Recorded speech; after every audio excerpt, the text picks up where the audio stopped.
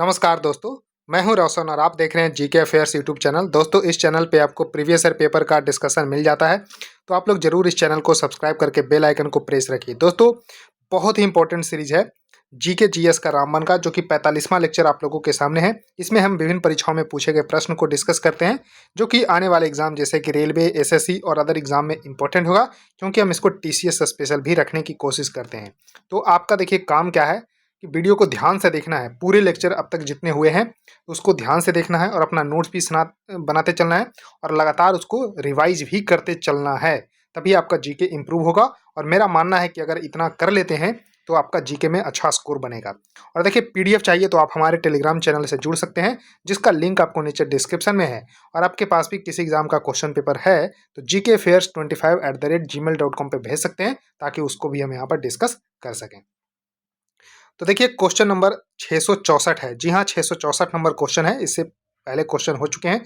और देखिए कौन सा एग्जाम में क्वेश्चन पूछा गया है, यहाँ पर लिखा होता है। तो देखिए, एनएफएल के मैनेजमेंट ट्रेनिंग के केमिकल के एग्जाम में पूछा गया था, जो कि अगस्त 2024 में हुआ था। तो ऑथेंटिक क्वेश्चन होता है। देखिए, इसमें क्वेश्चन पूछा गया था कि एपीजे अब्दुल कलाम कौन सा संगीत वाद्य यंत्र बजाते थे, यानी कि APJ Abdul Kalam used to play which musical instrument. तो आपने अक्सर देखा होगा, भारत के पूर्व जो राष्ट्रपति थे एपीजे अब्दुल कलाम, तो वो बीना बजाते हुए नजर आते थे। तो करेक्ट उत्तर इसका ए सही होगा, बीना इसका सही उत्तर होगा। और एपीजे अब्दुल कलाम के बारे में जानिए, तो मिसाइल मैन के नाम से मशहूर भारत के लोकप्रिय जो राष्ट्रपति थे, तो 11वां नंबर के थे। तो 11th प्रेसिडेंट ऑफ इंडिया थे, जो कि 2002 से लेके 2007 तक भारत के राष्ट्रपति रहे थे। तो इतना आपको जरूर ध्यान रख लेना है। अब देखिए, इनका फोटो भी हम दिखाते हैं। तो इस तरह से आपने अक्सर देखा होगा बीना बजाते हुए, जो कि सबके चहेते एपीजे अब्दुल कलाम सर। अब देखिए, नेक्स्ट क्वेश्चन आपके सामने है कि निम्नलिखित में से किसे सर्वप्रथम राजीव गांधी खेल रत्न पुरस्कार से सम्मानित किया गया था। तो क्या है राजीव गांधी खेल रत्न पुरस्कार, जिसको अब जो है कंफ्यूज नहीं होना है। 2021 में इसका नाम चेंज करके कर दिया गया क्या, तो मेजर ध्यानचंद अवार्ड। तो Major Dhyan Chand Award, Major Dhyan Chand Award, तो खेल रत्न अवार्ड, मेजर ध्यानचंद खेल रत्न अवार्ड। तो इस तरह से देखिए, 2024 में एग्जाम हुआ है, तब भी पूछा जा रहा है राजीव गांधी खेल रत्न पुरस्कार ही। तो विश्वनाथन आनंद इसका सही उत्तर होगा। जी हाँ, विश्वनाथन आनंद इसका सही उत्तर होगा। तो इनको 1991-92 में देश के पहला जो है खेल रत्न अवार्ड दिया गया था। तो विश्वनाथन आनंद जो है किससे, तो चेस से संबंधित है। और इनकी ऑटोबायोग्राफी है माइंड मास्टर। जी हाँ, माइंड मास्टर इनकी ऑटोबायोग्राफी है विश्वनाथन आनंद की, जो कि चेस के पहले ग्रैंड मास्टर भी बने थे। इनको जरूर ध्यान रखिएगा। और इसमें देखिए, जो मेजर ध्यानचंद खेल रत्न अवार्ड है, अब इसमें 25 लाख रुपये मिलता है। तो खेल में उत्कृष्ट प्रदर्शन करने के लिए जो है 25 लाख रुपये का अवार्ड यहाँ पर मिलता है। 1991-92 में शुरू हुआ। और देखिए, यहाँ तो फर्स्ट जो है यहाँ पर खिलाड़ी ए रहे, लेकिन फर्स्ट फीमेल पूछा जाए, फर्स्ट विमेन पूछा जाए, तो कर्नम मल्लेश्वरी, जो कि उनको मिला 1994-95 में, 94-95 में उनको मिला। और कर्नम मल्लेश्वरी वेट लिफ्टिंग यानी कि भारोत्तोलन से संबंधित है। और आगे चल के सिडनी ओलंपिक 2000 में, जी हाँ, 2000 के सिडनी ओलंपिक में उन्होंने देश के लिए जो है विमेन में पहला जो है मेडल जीते। और ब्रोंज मेडल जो है उन्होंने जो है भारोत्तोलन में जीता। तो ऐसा करने वाली भारत की पहली महिला जो है बनी, जो कि ओलंपिक में कोई भी पदक जीती, जो कि ब्रोंज मेडल जीती उन्होंने 2000 के सिडनी ओलंपिक में। तो इतना जरूर ध्यान रखिएगा। देखिए, कपिल देव को हरियाणा हरिकेन के नाम से भी जाना जाता है। और यहाँ पर लिएंडर पेस, जो 1996 का अटलांटा ओलंपिक हुआ था, उसमें उन्होंने जो है अटलांटा ओलंपिक में 1996 के यहाँ उन्होंने ब्रोंज मेडल जीते थे। तो किसमें, टेनिस में। तो इस तरह से थोड़ा सा ध्यान रखिएगा। अब देखिए, नेक्स्ट क्वेश्चन है कि कौन सी भारतीय अकादमी नृत्य, नाटक और संगीत को बढ़ावा देती है, यानी कि इंडियन एकेडमी है जो कि प्रमोट करती है किसको, तो डांस को, ड्रामा को और म्यूजिक को। तो ये आपको भारत का जो संगीत नाटक एकेडमी है, तो इसका करेक्ट उत्तर बी होगा। जी हाँ, संगीत नाटक एकेडमी इसका सही उत्तर होगा। तो ये क्या करती है, जो कि इंडिया में प्रमोट करता है डांस को, ड्रामा को और म्यूजिक को। तो इसको ध्यान रखिएगा। इसकी स्थापना 1953 में हुआ था। और इसका हेडक्वार्टर जो है दिल्ली में स्थित है। तो ध्यान रखिएगा 1953 में स्थापना, दिल्ली में इसका हेडक्वार्टर। उसका देखिए ललित कला एकेडमी आपने सुना होगा, जो कि फाइन आर्ट को प्रमोट करती है और इसका भी हेडक्वार्टर न्यू दिल्ली में है। और 1954 में यानी कि अगले साल जो है संगीत नाटक एकेडमी के अगले साल जो है ललित कला एकेडमी की स्थापना की गई थी। उसके बाद देखिए फिल्म एंड जो है टेलीविजन इंस्टीट्यूट, जिसको FTII बोलते हैं, तो इसको जो है हेडक्वार्टर पुणे में है। 1960 में इसका स्थापना किया गया है। तो इस तरह से इसको ध्यान रखिएगा। तो यहाँ पर film and television institute Pune में इसको हेडक्वार्टर है, यानी कि स्थापना किया गया, इस्टेब्लिशमेंट 1960 में। और देखिए यहाँ पर नेशनल स्कूल ऑफ ड्रामा, तो 1959 में इसकी स्थापना की गई थी और न्यू दिल्ली में जो है इसका हेडक्वार्टर है। और जितने सारे इंस्टीट्यूट है वो मिनिस्ट्री ऑफ कल्चर के अंतर्गत आता है, यानी कि पेरेंट ऑर्गेनाइजेशन जो है मिनिस्ट्री ऑफ कल्चर, यानी कि जो है आपको संस्कृति मंत्रालय है। तो इस तरह से चारों एकेडमी के बारे में मैंने बताया है, इसको अपने नोटबुक में जरूर नोट डाउन कर लीजिए।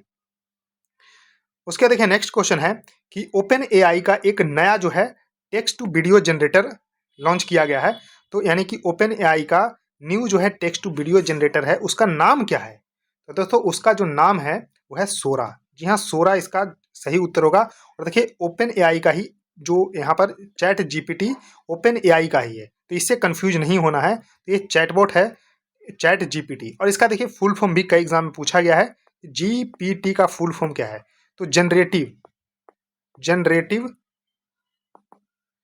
प्री ट्रेंड ट्रांसफॉर्मर, ध्यान रखिएगा। तो इसको ध्यान रखिएगा। तो चैट GPT का फुल फॉर्म के एग्जाम में पूछे गए हैं, तो ध्यान रखिएगा। और इसका नया जो है टेक्स्ट टू वीडियो जनरेटर है सोरा, इसको भी ध्यान रख लीजिएगा। उसके देखिए नेक्स्ट क्वेश्चन आपके सामने है। अब देखिए इसको जो है 2024 में डिक्लेयर किया गया था और इसको करंट अफेयर्स में ना लेके मैंने जो है इसमें लिया है। तो इसको ध्यान रखिएगा क्योंकि आगे भी अब इससे क्वेश्चन बनेंगे कि असम का राजकीय फल जो है किसको घोषित किया गया है, कब किया गया? तो 2024 में। और स्टेट फ्रूट ऑफ असम, तो काजी नींबू इसका सही उत्तर होगा। तो देखिए नींबू ही है, तो एक काजी नींबू इसका नाम है। तो काजी नींबू जो कि स्टेट फ्रूट ऑफ असम को डिक्लेयर किया गया 2024 में, इसको जरूर ध्यान रखिएगा। और असम का पुराना नाम अगर पूछा जाए तो क्या है? कामरूप। तो कामरूप जो है असम का पुराना नाम है, इसको भी ध्यान रख लीजिएगा। उसका देखिए नेक्स्ट क्वेश्चन है कि भारत की पुरानी संसद का अब नया नाम क्या है? देखिए new name of old parliament. जैसा कि आपको पता होगा कि न्यू पार्लियामेंट जो है उद्घाटन जो है 28 मई 2023 को हो चुका है, नया पार्लियामेंट। तो पुराना जो पार्लियामेंट था उसको अब संविधान सदन के नाम से जो है अब नाम दे दिया गया है। तो संविधान सदन इसका जो है सही उत्तर होगा, यानी कि आंसर इसका ए सही होगा। यानी कि new name of old parliament is संविधान सदन। तो इसको जरूर ध्यान रखिएगा। और नए जो है पार्लियामेंट का उद्घाटन 28 मई 2023 को हो चुका है। उसका देखिए नेक्स्ट क्वेश्चन है कि फ्लेमिंगो उत्सव कहाँ मनाया जाता है? Where is flamingo festival celebrated? ध्यान रखिएगा, फ्लेमिंगो फेस्टिवल तो ये आंध्र प्रदेश में मनाया जाता है। तो करेक्ट उत्तर इसका ए सही होगा, आंध्र प्रदेश इसका सही उत्तर हो जाएगा। यहाँ पर जो है फ्लेमिंगो फेस्टिवल जो है मनाया जाता है। उसका देखिए नेक्स्ट क्वेश्चन आपके सामने है कि किस देश जो है संयुक्त राज्य अमेरिका को स्टैच्यू ऑफ लिबर्टी जो है उपहार में दिया है? तो देखिए स्टैच्यू ऑफ लिबर्टी कहाँ पर है? तो USA में है। लेकिन इसको उपहार जो है किसने दिया? तो फ्रांस ने दिया था। तो ये इंपॉर्टेंट क्वेश्चन है। तो अब देखिए इसके बारे में थोड़ा सा और जानिए कि इसको कब दिया गया था। जी हाँ, कब दिया गया था, तो इसको थोड़ा सा ध्यान रख लीजिएगा। तो 4 जुलाई को दिया गया था। तो 4 जुलाई को यहाँ पर दिया गया था, इसको थोड़ा सा ध्यान रखिएगा। अब देखिए यहाँ पर किस उपलक्ष्य में दिया गया था? तो 4 जुलाई यहाँ पर 1882 के आसपास दिया गया था, इसको ध्यान रख लीजिएगा। और यहाँ पर जो है ये कब? तो 4 जुलाई 1776 को यहाँ पर स्थापना दिवस जो है किसका है? यानी कि इंडिपेंडेंस डे है इसका अमेरिका का इंडिपेंडेंस डे 4 जुलाई 1776 है। तो 4 जुलाई को ही यहाँ पर जो है फ्रांस के द्वारा जो है दिया गया किसको? स्टैच्यू ऑफ लिबर्टी जो है किसको? तो अमेरिका को। इसको थोड़ा सा जरूर ध्यान रख लीजिएगा। देखिए नेक्स्ट क्वेश्चन है कि निम्नलिखित में से किसे जो है राजस्व बजट के रूप में जाना जाता है। अब देखिए क्वेश्चन कहाँ पूछा गया, तो डीडीए का जेएसए का पेपर हुआ था जो 29 सितंबर 2024 को शिफ्ट फर्स्ट में, जिसमें पूछा गया था कि राजस्व बजट के रूप में जो है किसे जाना जाता है। तो राजस्व बजट के रूप में जो है यहाँ पर इनकम बजट को जाना जाता है। जी हाँ, इनकम बजट इसका सही उत्तर हो जाएगा, इसको जरूर ध्यान रख लीजिएगा।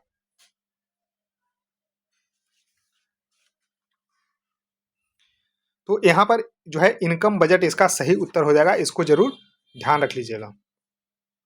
तो इनकम यानी कि आय बजट इसका सही, यानी कि 672 का सी सही हो जाएगा, इसको थोड़ा सा ध्यान रखिएगा। उसके देखिए नेक्स्ट क्वेश्चन है कि नीचे सूचीबद्ध व्यक्तियों में से गुलामगिरी जो है पुस्तक किसने लिखी। तो देखिए बहुत ही इंपॉर्टेंट है, तो गुलामगिरी के बारे में थोड़ा सा जानिए। तो देखिए इसको लिखे हैं ज्योतिबा फूले। जी हाँ, ज्योतिबा फूले इसका सही उत्तर होगा। तो करेक्ट उत्तर इसका ये सही होगा, ज्योतिबा फूले के द्वारा जो है गुलामगिरी पुस्तक जो है लिखी गई है, इसको जरूर ध्यान रखिएगा। अब देखिए इनका जन्म, तो ज्योतिबा फूले का जन्म कब हुआ था, तो 11 अप्रैल, इनका बर्थडे भी सेलिब्रेट किया जाता है 11 अप्रैल को। 11 अप्रैल 1827 को हुआ था, और इसको इनको महात्मा फूले के नाम से भी जाना जाता है। इनको महात्मा फूले के नाम से भी जाना जाता है, इसको थोड़ा सा ध्यान रखिएगा।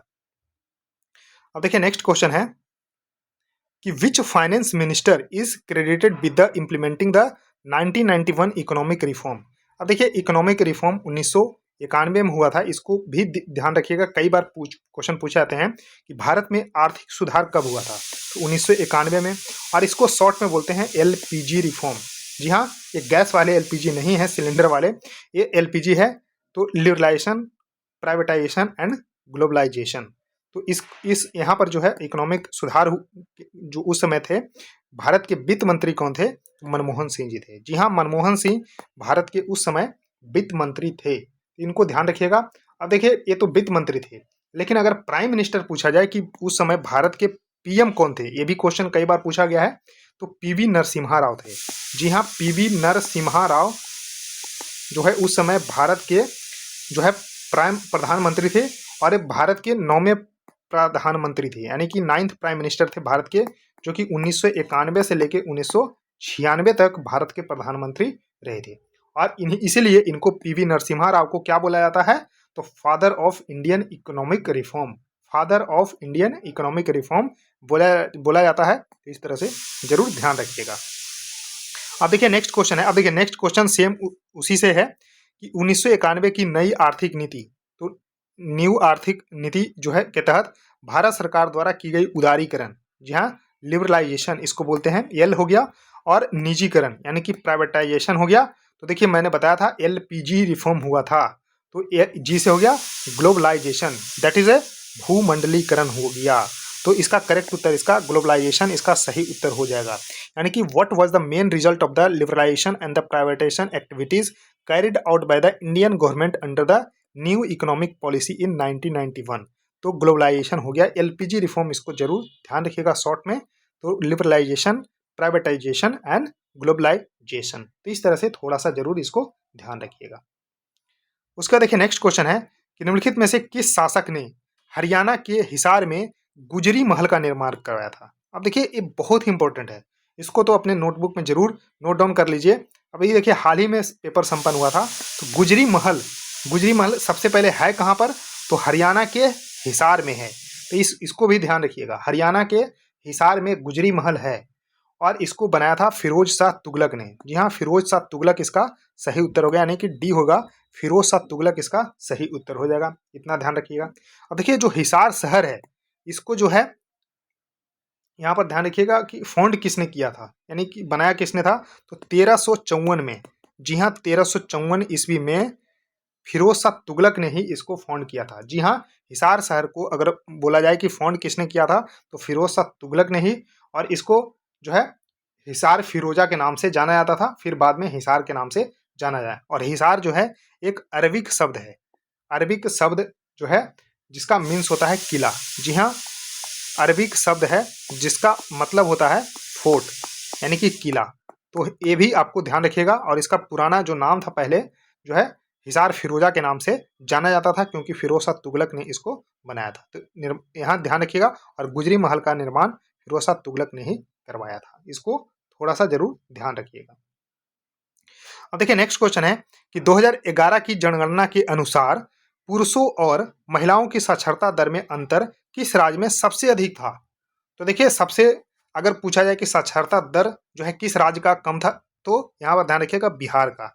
लेकिन एक पूछा जा रहा है कि पुरुषों का यानी कि मेल का और फीमेल का लिटरेसी रेट में सबसे ज्यादा अंतर जो है किस राज्य का था। तो देखिए मेल का लिटरेसी रेट यहाँ पर था 79.19, जबकि फीमेल का था यहाँ पर 52.12%।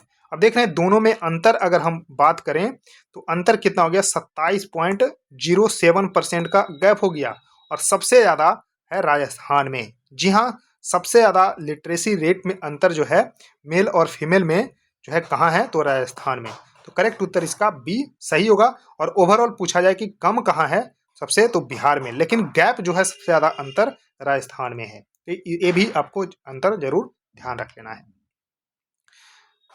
अब देखिए ये इंपॉर्टेंट क्वेश्चन है। अब देखिए ये करंट का ना होके, क्योंकि 2023-24 के बजट में ये पेश किया गया था, इससे आपको बहुत सारे क्वेश्चन आने वाले जो है 15-20 साल भी पूछे जा सकते हैं। क्यों ऐसा मैं बोल रहा हूँ, क्योंकि ये जो है 2023-24 के बजट में पेश किया गया है राष्ट्रीय सिकल सेल एनीमिया उन्मूलन, that is a national sickle cell anaemia elimination mission, जो कि 2023-24 के बजट में पेश किया गया है। तो इसमें लक्ष्य क्या है, तो इसमें सिकल सेल को 2047 तक, यानी कि भारत जब अपने आज़ादी का जो है 100वां वर्षगांठ मना रहा होगा, तो उस समय जो है भारत जो है सिकल सेल एनीमिया से फ्री हो जाए, यानी कि मुक्त हो जाए। तो इसको ध्यान रखिएगा, 2047 इसका सही उत्तर हो जाएगा। अब देखिए सिकल सेल क्या है, तो ये आपको जो है सबसे पहले यहाँ देख लीजिए कि सिकल सेल क्या है। तो सिकल देखिए, नॉर्मल ब्लड सेल में आपको इस तरह से जो है देखने को मिलेगा आरबीसी, रेड ब्लड सेल जो है आपको गोलाकार इस तरह से देखने को मिलेगा। लेकिन अगर सिकल सेल जिसको हो जाता है, तो उसमें आरबीसी का आकार कैसा हो जाता है, तो हाशिएकार हो जाता है। ये भी क्वेश्चन पूछा गया है, ध्यान रखिएगा कि अगर सिकल सेल एनीमिया हो जाता है तो उसमें से आरबीसी का आकार जो है हाशिएकार हो जाता है।